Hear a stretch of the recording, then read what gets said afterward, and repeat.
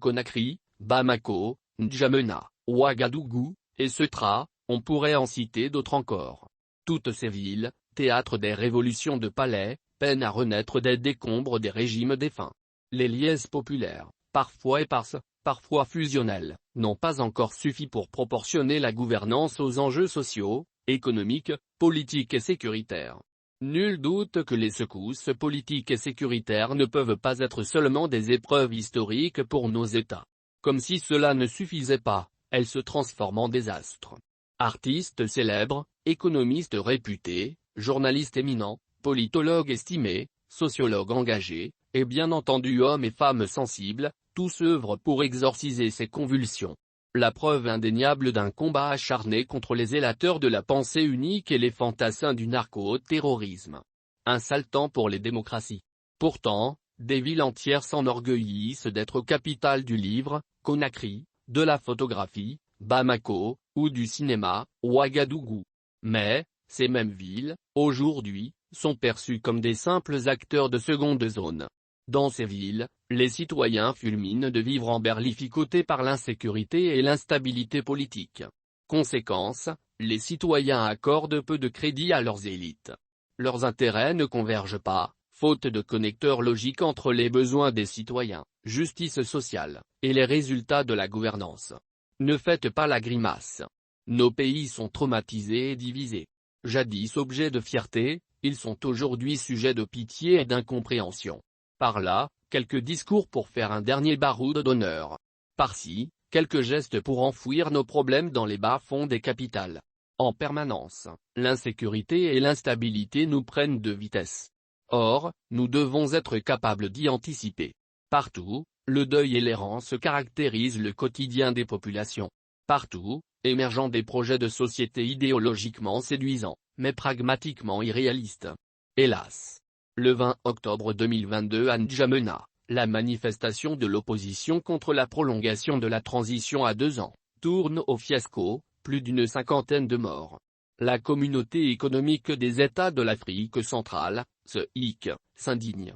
Toujours le 20 octobre 2022, mais cette fois-ci en Guinée-Conakry, la protestation du Front National pour la défense de la Constitution, FNDC, pour un retour rapide des civils au pouvoir tourne court, 5 morts, et plus d'une vingtaine de blessés.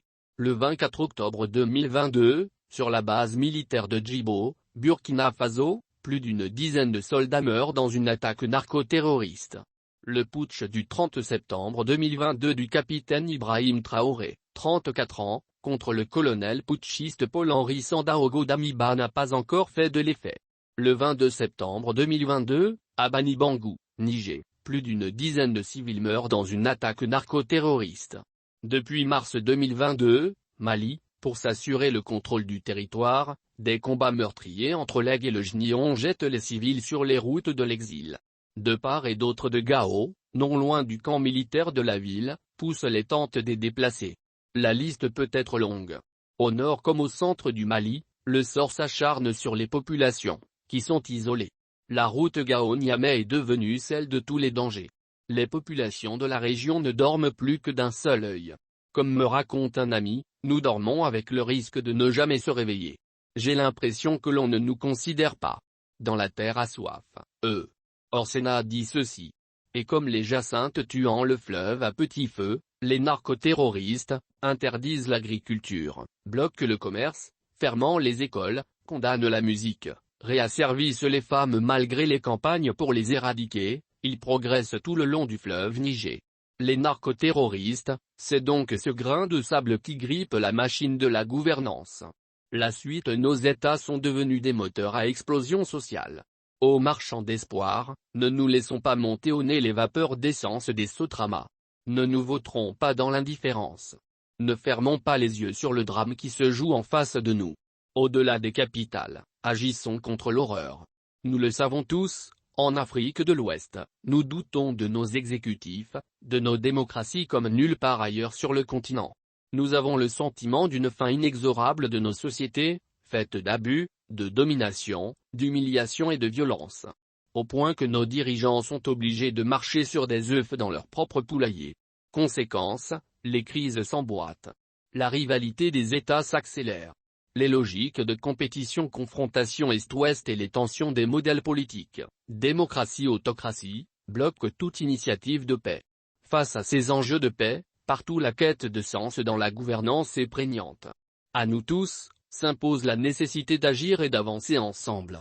Par exemple, au Mali, l'actuel avant-projet constitutionnel pourrait être un terreau favorable à l'unité. À condition, bien sûr, que des débats démocratiques aient lieu.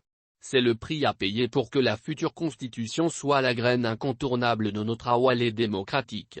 Car la gouvernance ne consiste pas seulement à respecter une règle, à appliquer des lois, mais à affronter des situations nouvelles hors normes grâce à des politiques profondément enracinées.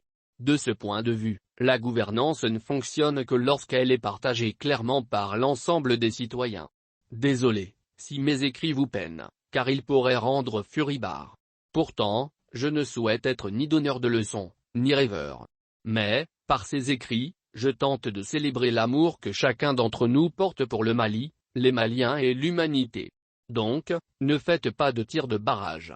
Nos méthodes, nos discours et nos actes doivent être des générateurs d'unité et d'amitié, collés à nos quotidiens. Donc, insurgeons-nous contre le conformisme, qui conduit à l'échec. Retrouvons le chemin d'équilibre. Faisons preuve de compassion à l'égard de nos compatriotes dans le Liptako Gourma, au centre du Mali et dans le reste de l'Afrique. Au-delà des superficialités, levons-nous, et battons-nous contre l'inexcusable la bêtise humaine.